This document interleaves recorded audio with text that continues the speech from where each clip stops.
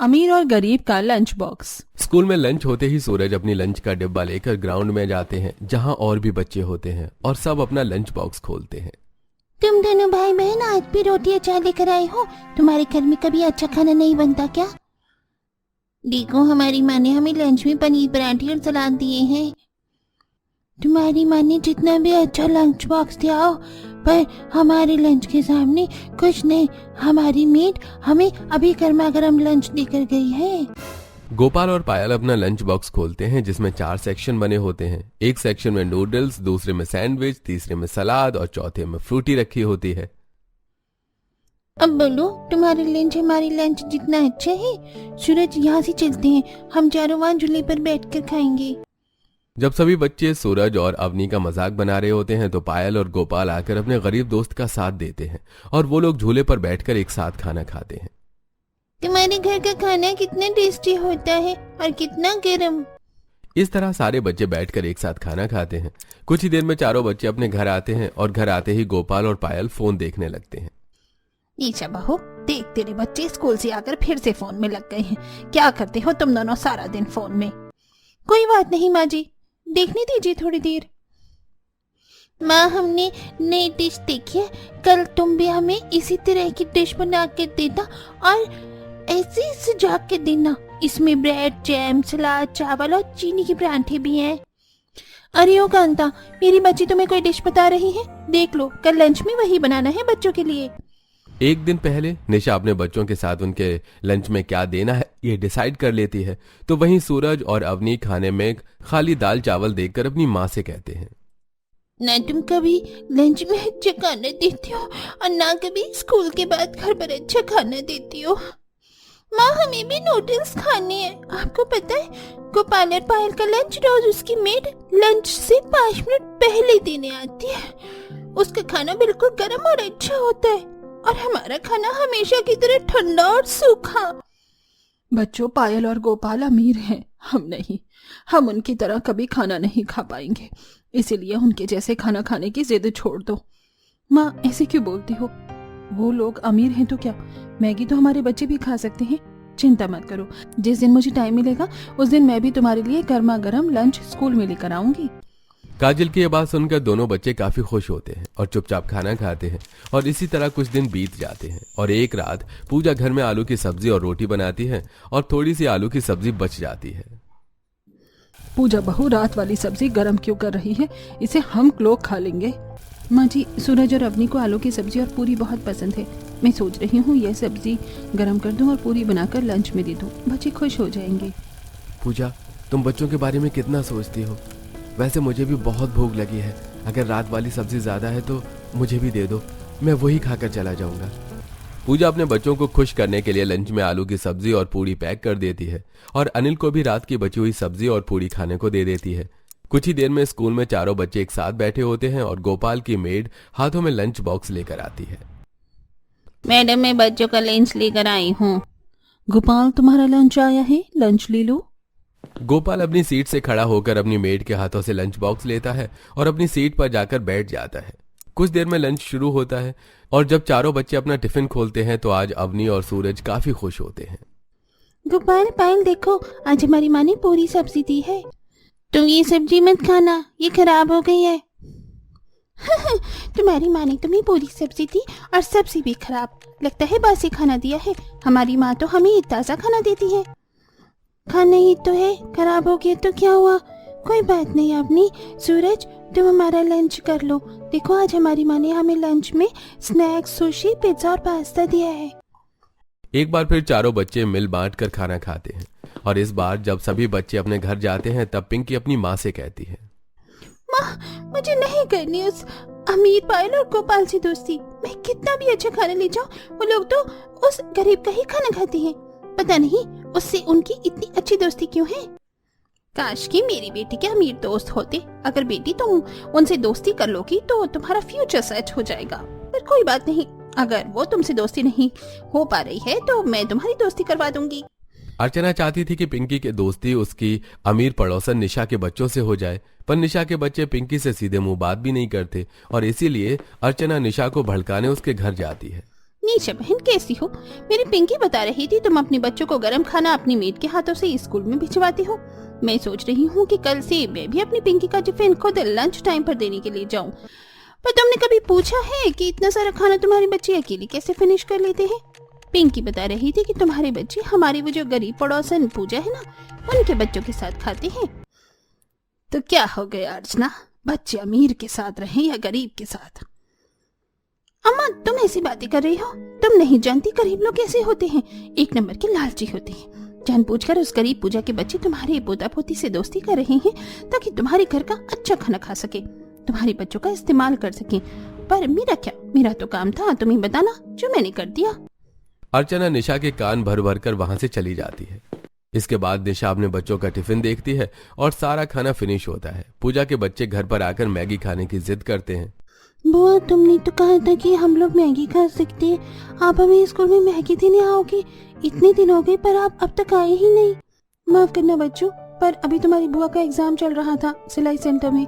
पर तुम फिक्र मत करो, मैं अपनी सिलाई सेंटर की टाइमिंग बदलवा दूंगी और फिर तुम्हें खुद रोज स्कूल में गर्मा गर्म अच्छा लंच देने के लिए आऊंगी। दोनों बच्चे इस बार काजल की बात में नहीं आते और मुंह बनाकर घर के बाहर जाकर खेलने लगते हैं। देखते ही देखते शाम हो जाती है और निशा के दोनों बच्चे अपने पिता को देखते ही पैसे मांगते हैं। पापा आज हमारे लिए कुछ नहीं लेकर आए, आप हमें पैसे दो, हम खुद बाहर से चीज लेकर खा लेंगे। मेरे बच्चों रोज इतना अच्छा लंच लेकर जाते हैं, फिर भी इन्हें बाहर का खाना है। अरे बेटा तेरे दोनों बच्चे बड़े शैतान हैं, दे दे इन्हें पैसे वरना ये जीना हराम कर देंगे। अमित अपने दोनों बच्चों को पैसे देता है। दोनों बच्चे घर के बाहर जाते हैं जहां वो सूरज और अवनी को देख उन्हें भी अपने साथ ले जाते हैं और एक छोटी सी दुकान से बर्गर और कोल्ड ड्रिंक लेकर खाने लगते हैं। ये बर्गर तो बहुत अच्छा है, तुम दोनों बहुत अच्छे दोस्त हो हमारे। पर भैया माँ मना करती है। तो क्या हो गया, माँ मना करती है तो हम तो दोस्त है ना। जब चारों बच्चे एक साथ बाहर बर्गर कोल्ड ड्रिंक खा पी रहे होते हैं तो अर्चना देख लेती है और घर जाती है। अर्चना बालकनी से कपड़े उतार रही होती है, तभी उसकी नजर निशा पर पड़ती है। निशा कहाँ थी? आज पूरे दिन तुम्हें ही ढूंढ रही थी मैंने आज फिर देखा तुम्हारे बच्चे तुमसे पैसे लेकर उन गरीब को खाना खिला रहे थे। अब तुम्हारे बच्चे तुमसे झूठ भी बोलने लगे हैं, इसीलिए बोल रही थी मैं कि अपने बच्चों को उन गरीबों से थोड़ा दूर रखो वरना बिगड़ जाएंगे। आज झूठ बोला है, देखो आगे आगे कैसे कैसे कदम उठाते हैं। क्या मेरे बच्चे पैसे लेकर सूरज और अवनी को चीज खिला रहे थे? धीरे धीरे निशा अर्चना की बातों में आने लगती है और अगले दिन कांता तुम रहने दो, आज मैं अपने बच्चों का लंच लेकर जाऊंगी। पर मालकिन ये काम तो मेरा है। कांता बहू अगर इतना बोल रही तो रहने दे, एक दिन तू भी आराम कर। निशा अपने बच्चों के लिए खुद लंच लेकर स्कूल जाती है और लंच में अपने हाथों से खाना खिलाती है। आज सूरज और अवनी लंच नहीं लेकर आए होते, इसलिए पायल निशा से बोलती है। माँ सूरज और अवनी आज लंच नहीं लेकर आए, उन्हें भी भूख लग रही है, हम अपने में से थोड़ा उन्हें भी खिला देते हैं। कोई जरूरत नहीं है इन गरीबों को अपना खाना खिलाने की, मैं ये खाना अपने बच्चों के लिए लेकर आई हूँ और मैंने सुना है कि तुम दोनों अपना सारा खाना इन गरीबों को खिला देते हो। कोई जरूरत नहीं है इनसे दोस्ती रखने की, समझे? इस तरह निशा अपने दोनों बच्चों को सारा खाना खिलाती है और पूजा के बच्चों को सुनाने लगती है। और तभी वहां लंच लेकर काजल आती है। आप अमीर हैं, हमसे अच्छा खाना खाती हैं, पर इसका ये मतलब नहीं कि आप हमारे घर के बच्चों को इस तरह की बातें बोलेंगी। देखो बच्चों, मैं आज तुम्हारे लिए मैगी लेकर आई हूँ, आराम से मैगी खाओ। लंच बॉक्स तो बिल्कुल ठंडा है, मुझे नहीं खानी ठंडी मैगी, मैगी तो गर्म ही खाने में अच्छी लगती है और लंच भी ठंडा हो गया है, अब इसे वापस ले जाओ। अवनी और सूरज बिना खाए क्लासरूम में चले जाते हैं। देखते ही देखते पूरा दिन बीत जाता है और शाम को विनोद और अनिल घर आते हैं और बच्चों को उदास देखकर। क्या हुआ, आज मेरे दोनों बच्चे इतने दुखी क्यों हैं? अमीरों के साथ रहकर बिगड़ गए हैं तुम्हारे बच्चे। इन्हें भी पिज्जा पास्ता बर्गर मैगी खाना है और कहते हैं कि रोज लंच में गर्म खाना लेकर आए कोई। अब बताओ, बहू घर संभालती है, मुझ बुढ़िया की इतनी हिम्मत नहीं कि स्कूल जा सके और तुम दोनों घर में रहते नहीं। काजल भी सिलाई सेंटर के लिए जाती है, वो अमीर गाड़ी से स्कूल चले जाते हैं गर्म खाना लेकर, हम कैसे ले जाएंगे? मेरे बच्चों नाराज मत हो, कुछ दिन में तुम्हारी बुआ का सिलाई सेंटर खत्म हो जाएगा, फिर काजल तुम्हारे लिए रोज स्कूल में गरम लंच लेकर आएगी। और बहू अगर बच्चे कह रहे हैं तो उनके लिए टिफिन में कभी कभी कुछ अच्छा बना दिया करो। और हाँ, कल से बच्चों के साथ हमारा भी लंच बना देना।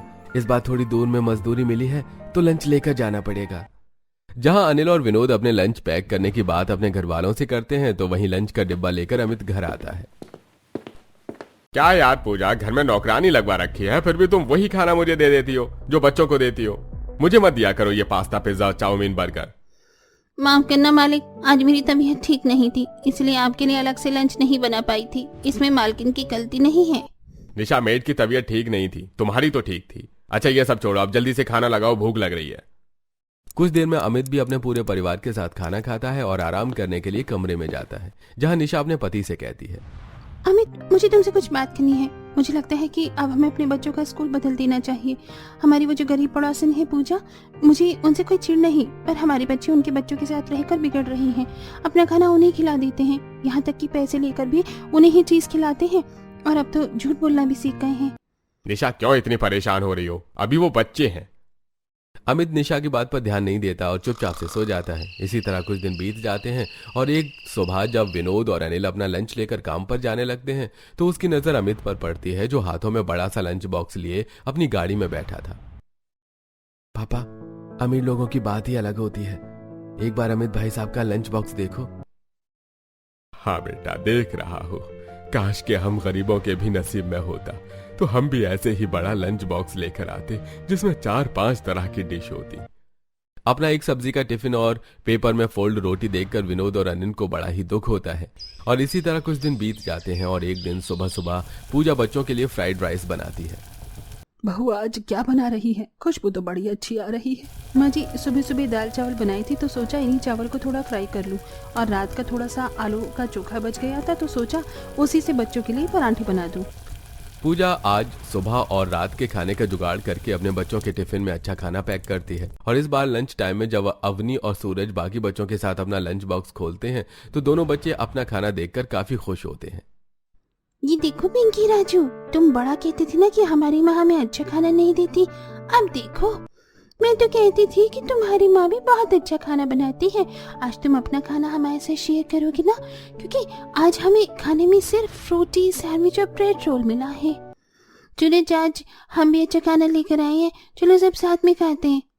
हमें तुम्हारे साथ नहीं खाना, हम अपना खाना सिर्फ अपने दोस्त पायल और गोपाल के साथ शेयर करेंगे। इतना बोलकर चारों बच्चे अपना लंच बॉक्स लेकर पार्क में जाते हैं और स्कूल के पार्क में बैठकर खाने लगते हैं। और ये देखकर पिंकी को बहुत गुस्सा आता है और स्कूल की छुट्टी के बाद पिंकी रोते हुए अपने घर जाती है। क्या हुआ, मेरी बेटी रो क्यों रही है? माँ, आपको पता है, आज सूरज और अवनी आलू का पराठा और फ्राइड राइस लेकर आए थे जो मुझे बहुत पसंद है, पर उन्होंने अपना खाना मेरे साथ शेयर नहीं किया, और न ही गोपाल और पायल अपना खाना मेरे साथ शेयर करते हैं। अपनी बेटी को रोता देखकर अर्चना का मुंह बन जाता है। और एक दिन जब निशा और आशा अर्चना को बाजार में मिलते हैं तो वो फिर से अपनी कुछ सहेलियों के साथ निशा के कान भरती है। निशा बहन, मैंने देखा है आजकल तुम्हारे बच्चे पूजा के बच्चों के साथ बड़ा रहते हैं। मेरा बच्चा तो इन गरीबों के साथ रहकर बिगड़ गया है। पैसे लेकर उन गरीबों पर लुटाता है, और अगर कभी पैसे ना दो तो घर से लेकर चला जाता है। हम जो भी खाना देते हैं गरीबों को खिला देता है, और उनका खाना खुद खाता है, जिससे उनकी तबीयत भी खराब हो गई थी। अरे बहन, गरीब होती ही लालची हैं, अपने बच्चों को यही सीख देते हैं, इसलिए मैं तो अपनी पिंकी को गरीबों से दूर रखती हूँ।